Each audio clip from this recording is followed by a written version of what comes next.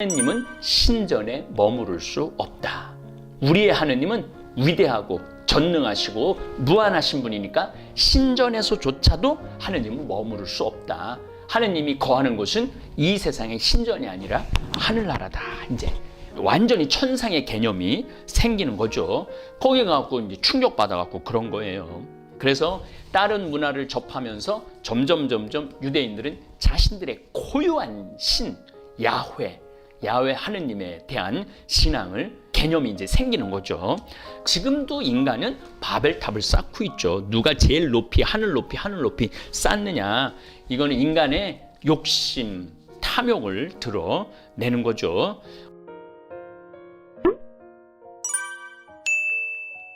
바벨탑 그 환상적인 이야기라는 주제로 강의를 하겠습니다.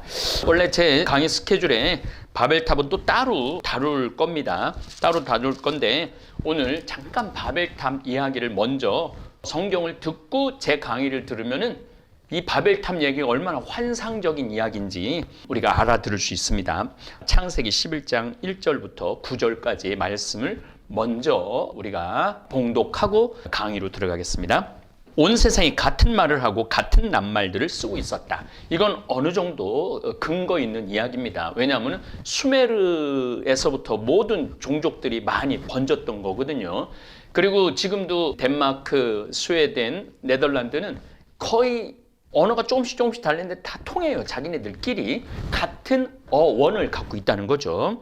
아마 메소포타미아 문명 안에도 같은 어원을 갖고 있지 않았을까. 그 쐐기 문자 안에서 사람들이 동쪽에서 이주해 오다가 시나르 지방에서 한 벌판을 만나 거기에 자리 잡고 살았다. 그들은 서로 말하였다. 자, 벽돌을 빚어 단단히 구워내자. 그리하여 그들은 돌 대신 벽돌을 쓰고 진흙 대신 역청을 쓰게 되었다. 자, 요 구절이요 환상적입니다. 왜냐하면은 이집트는 다 돌로 만들었어요. 피라미드. 그리스 아테네 성전도 그렇고 신전도 그렇고 다 돌로 만들었어요. 로마 문명도 다 돌이에요. 다 석회암이 너무너무 자르기 좋아갖고 다 돌로 만듭니다.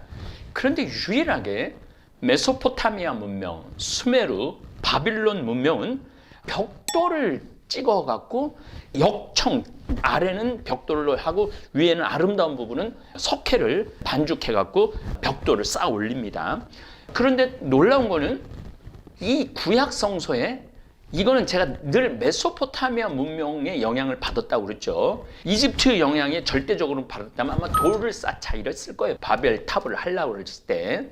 근데 그리스 문화의 영향을 받았다면은 아마 또 돌 얘기가 나왔겠죠. 그런데 놀랍게도 그리하여 그들은 돌 대신 벽돌을 쓰고 진흙 대신 역청을 쓰게 되었다. 이 얘기 뭐냐면 돌 얘기는 벌써 이집트를 이 저자들은 알고 있었던 거예요. 이집트도 알고 있었고 아마 제가 보기에는 그리스도 알고 있지 않았을까 그런 생각을 합니다. 그들은 또 말하였다. 자, 성읍을 세우고 꼭대기가 하늘까지 닿는 탑을 세워 이름을 날리자. 그렇게 해서 우리가 온 땅으로 흩어지지 않게 하자. 이게 무슨 얘기냐면은 우리는 지금 나라, 그럼 미국 전체가 나라의 개념이 있죠. 그리고 중국이면 중국 전체의 나라 개념이 있죠. 그런데 고대에는 이탈리아도 마찬가지예요. 대개 성읍 도시예요. 로마도 성읍 도시고 그리고 메소포타미아 문명도 성읍도시예요. 수메르, 그 다음에 니느베 이런 성읍도시가 쭉 된 거예요. 그러니까 바빌론도 성읍도시예요. 성읍도시니까 그러니까 계속 수메르에서부터 쭉 위까지 올라가는 게 다 성읍도시예요. 성읍을 세우고 꼭대기가 하늘까지 닿는 탑을 세워 이름을 날리자. 그렇게 해서 우리가 온 땅으로 흩어지지 않게 하자 이거예요. 그러자 주님께서 내려오셔 사람들이 세운 성읍과 탑을 보시고 말씀하셨다. 보라, 저들은 한 결의이고 모두 같은 말을 쓰고 있다. 이것은 그들이 하려는 일의 시작일 뿐 이제 그들이 하고자 하는 것은 무엇이든 못할 일이 없을 것이다. 자, 우리가 내려가서 그들의 말을 뒤섞어 놓아 서로 남의 말을 알아듣지 못하게 만들어 버리자. 이 굉장히 심술궂은 하느님의 모습이 나오죠. 그런데 제가 다음 시간에 여러분들한테 이제 그 강의를 할 건데 고대 문명에는 구약 성서 안에서도 하느님이 인간을 많이 괴롭힙니다. 하느님이 인간한테 많은 고통을 줍니다. 근데 고대 문명 안에서도 메소포타미아, 이집트, 그리스 보면 다 신들이 인간을 노동으로 삼고 인간들을 괴롭히고 인간을 죽입니다. 그러니까 이러한 주변의 문명이 인간들을 흩어버리자, 그런 얘기가 여기에 충분히 나오는 거죠. 주님께서는 그들을 거기에서 온 땅으로 흩어버리셨다. 그래서 그들은 그 성읍을 세우는 일을 그만두었다. 그리하여 그곳의 이름을 바벨이라, 하늘의 문이라는 뜻입니다. 바벨이라 하였다. 그리고 이거는 히브리 말로 발랄, 어지럽히다, 뒤섞이다는 말하고 연결이 됩니다. 바벨이라 하였다. 주님께서 거기에서 온 땅의 말을 뒤섞어 놓으시고 사람들을 온 땅으로 흩어버리셨기 때문이다. 바벨탑 사건으로 민족들이 흩어지고 이제 각자 민족들이 가나안 민족, 팔레스타인 민족, 이집트 민족, 에돔 민족, 이런 민족들이 다 갈라지는 것에 대한 그러한 의문점들이 이 바벨탑으로서 설명하고 싶었던 것이죠. 어쨌든 우리 가톨릭은 성서의 바벨탑 존재에 대해서 끊임없이 관심을 가졌습니다. 바벨탑의 흔적을 발견한 것은 20세기 초 로베르트 콜데바이를 비롯한 독일 고고 학자들이었습니다. 수메르의 에누마 엘릿이 창조 아시리아 니느베를 발견한 것은 영국 학자들인데 이번엔 독일 고고 학자들이 바벨탑을 찾아냅니다. 이들은 1899년부터 그러니까 1900년도부터 한 18년 동안이나 사막을 파헤쳐서 바빌론의 모습을 발굴해 냅니다. 지금은 사막 속에 폐허로 남아있는 바빌론도 예전엔 살기 좋은 푸른 평야지대였습니다. 그러니까 지금으로부터 한 6,000년 전, 7,000년 전, 8,000년 전에는 이 사막 지역이 나무가 굉장히 많았다고 그래요. 지금 사하라 사막도 옛날에는 생물들이 굉장히 많이 살았다고 그러죠. 당시 초원에 뛰놀던 사자 사냥도가 이를 입증하고 있습니다. 저도 가끔 이스라엘을 갈 때 사자의 흔적을 찾아볼 수 없었어요. 그런데 구약 성서에 보면은 사자하고 겨뤄서 싸워서 이겼다라는 얘기들이 많이 나오죠. 솔로몬 시대만 하더라도 솔로몬 성전을 질 때 레바논에서 백향목, 잣나무, 백단목을 어마어마한 양을 갖고 왔다고 그래요.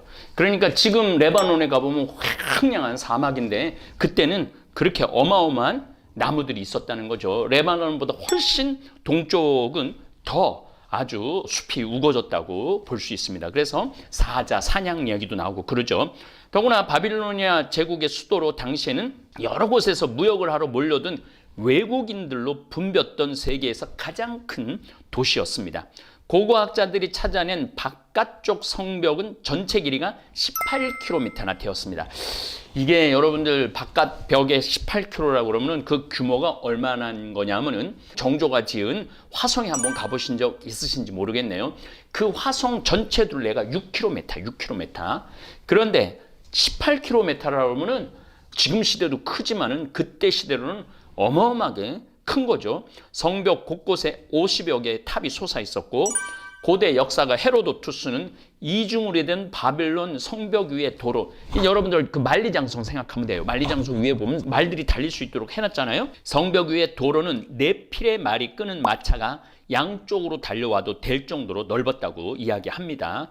이는 콜데바이의 발굴로 사실임이 입증이 됩니다. 그러니까 지금 제가 좀 전에 창세기 11장 바벨탑 이야기 했는데 벽돌로 짓고 역청으로 바르고 나중에 또 벽돌로 하고 매지 넣는다고 그러죠. 그렇게 넣은 얘기가 그대로 여기. 그러니까 이미 구약 성서 저자들은 이 바빌론 성에 대한 한번 봤다는 거죠. 그리고 보지는 않았다면 이야기라도 전해 들었다는 얘기죠. 콜데바이 일행은 폭 20m 정도의 넓은 포장 도로도 발굴을 해냅니다. 길 양쪽에는 푸른 타일을 붙인 벽이 있었고 벽면에는 사자 120마리가 새겨진 부조가 있었습니다. 바빌로니아에서 사자는 여신 이슈타르와 동일시되어 수많은 사자상이 남아 있습니다.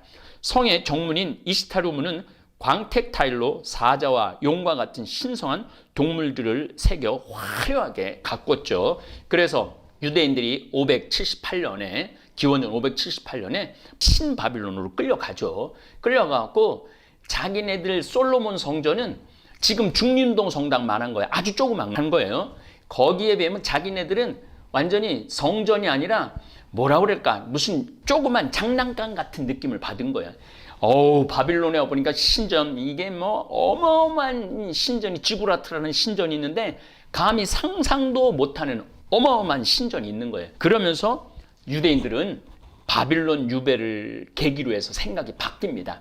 하느님은 신전에 머무를 수 없다. 우리의 하느님은 위대하고 전능하시고 무한하신 분이니까 신전에서조차도 하느님은 머무를 수 없다. 하느님이 거하는 곳은 이 세상의 신전이 아니라 하늘나라다. 이제 완전히 천상의 개념이 생기는 거죠. 거기 가갖고 이제 충격받아갖고 그런 거예요. 그래서 다른 문화를 접하면서 점점 유대인들은 자신들의 고유한 신, 야훼 하느님에 대한 신앙을, 개념이 이제 생기는 거죠. 그리고 이제 중앙 도시에는 첨탑의 사원이 있었는데 그곳에는 지구라트, 제가 여러 번 사진으로 보여드렸어요. 바빌론 수메르에 보면 신이 한 3,000 신이 훨씬 넘는데 온갖 신한테 하려면 하늘에 가까이 가서 제사를 드려야 된다고 생각을 했기 때문에 자꾸 높게 신전을 지었던 것이죠. 이곳은 네부카드네자르가 세운 마르둑 사원과 에테메난키로 불리는 거대한 탑이 있었어요. 이른바 바벨탑입니다. 흔적밖에 없었지만 고고학자들의 면밀한 조사를 통해 이 신전의 탑 첫 번째 층은 사방 넓이가 91m, 일곱 번째 층 24m, 총 90m라는 것이 밝혀집니다. 90m라고 그러면은 지금 아파트 30층 높이 얘기합니다. 그러니까 지금 뭐 30층은 높이도 아니, 지금도 인간은 바벨탑을 쌓고 있죠. 누가 제일 높이 하늘 높이 쌓느냐, 이거는 인간의 욕심, 탐욕을 드러내는 거죠. 이 바벨탑의 규모는 다른 지구라트보다도 훨씬 규모가 컸던 거예요. 그래서 아마 구약성서 저자들은 그 바벨탑이 허물어지면서 언어도 달라지고, 사실은 아브라함도 우르 사람, 그러니까 수메르 사람, 메소포타미아 사람인데 흩어져서 살게 된 그런 이야기가 여기 안에 다 들어가 있는 겁니다.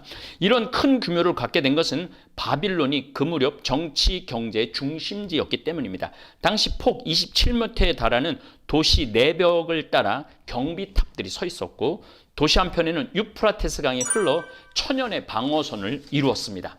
도시 안에 화려한 궁전이 많이 지어졌고, 제가 성경 24강 때도 말했지만 세계 7대 불가사의 중 하나였던 공중정원도, 하늘의 정원을 그대로 옮겨 나갔고 한 10층, 20층 높이에도 기가 막힌 나무들을 다 심어놔갖고 공중정원을 만들었죠. 수메르인은 이렇듯 각 도시마다 한가운데 벽돌, 이게 벽돌이 굉장히 중요합니다. 벽돌로 거대한 신전을 만들었다. 왜냐하면 이집트는 돌로 피라미드를 만들었는데 메소포타미아 수메르인들은 벽돌을 찍어갖고, 벽돌을 찍을 수 있다는 건 열을 그만큼 올릴 수 있다는 거죠. 그리고 90m까지 올릴 수 있는 벽돌을 찍었다 그러니까 얼마나 단단한 벽돌을 만들어냈는가, 문명을 우리가 충분히 이해할 수 있죠. 훗날 40여 개의 신전이 발굴되었는데 대부분 계단식 7층 탑 모양이었습니다. 이것을 높은 곳을 뜻하는 지구라트라고 부릅니다. 수메르인들은 실제로 하늘에 닿을 만큼 높다랗게 탑을 쌓고 싶어 했어요. 그들이 믿는 태양과 달과 별들에 더 가까이 가기 위해서였습니다. 게다가 유프라테스, 티그리스는 홍수가 잦은 곳이기 때문에 신을 높은 곳에 모셨습니다. 신전이 제사를 지내는 곳으로 한정되어 있지 않고 경제활동의 중심지까지 역할을 했습니다. 제가 지난 시간에 말씀드렸죠. 뭐 황금이라든지 이런 귀중품, 또 곡식 같은 것도 지구라트 위에다가 쌓아놓는 거예요. 그래갖고 점토판에다가 내가 얼마를 맡겼다 그럼 다른 신전에 가고 곡식도 찾을 수 있고 금은도 찾을 수 있는 그러한 것들을 발견을, 그건 영국 사람들이 발견한 거고 이거는 독일 사람들이 발견한 것이죠. 당시 세상 만물은 다 신의 소유였어요. 방대한 규모의 토지가 신의 소유였기 때문에 신전은 경제를 그러니까 사제들이 경제를 좌지우지했던 거죠. 굉장한. 그래서 이제 이 사제 얘기가 이제 모세오경에 굉장히 많이 나와요. 또 지구라트는 천문 관축대로도 쓰였고 신의 소유인 추수한 곡식을 보관하는 창고로도 쓰였기 때문에 굉장히 거대하게 지을 수밖에 없었죠. 하늘까지 닿고 싶었습니다. 인간은 그렇게 높은 탑을 쌓기 시작했습니다. 흙을 굽고 벽돌을 만들고 그 벽돌 위에 또 다른 욕망을 얹었습니다.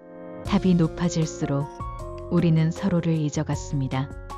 왜 탑을 쌓는지도 누구와 함께였는지도 중요하지 않았습니다. 우리는 오직 높이만을 바라봤습니다.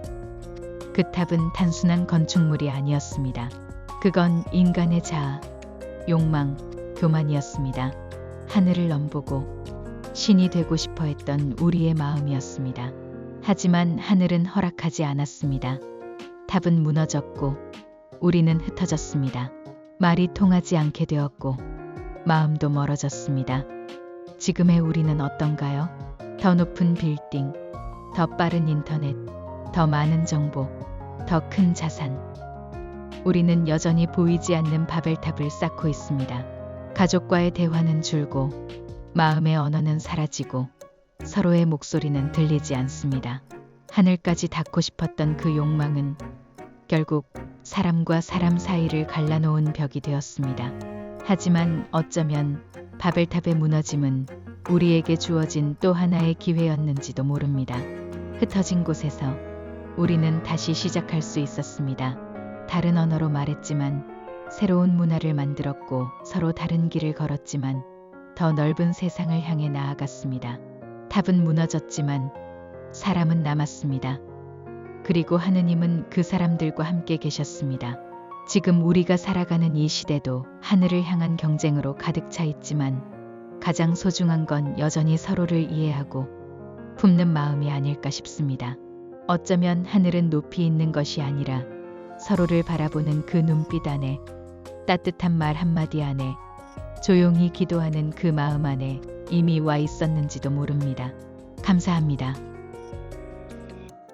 하늘에 계신 우리 아버지, 아버지의 이름이 거룩히 빛나시며 아버지의 나라가 오시며 아버지의 뜻이 하늘에서와 같이 땅에서도 이루어지소서. 오늘 저희에게 일용할 양식을 주시고 저희에게 잘못한 일을 저희가 용서하오니 저희 죄를 용서하시고 저희를 유혹에 빠지지 않게 하시고 악에서 구하소서. 아멘.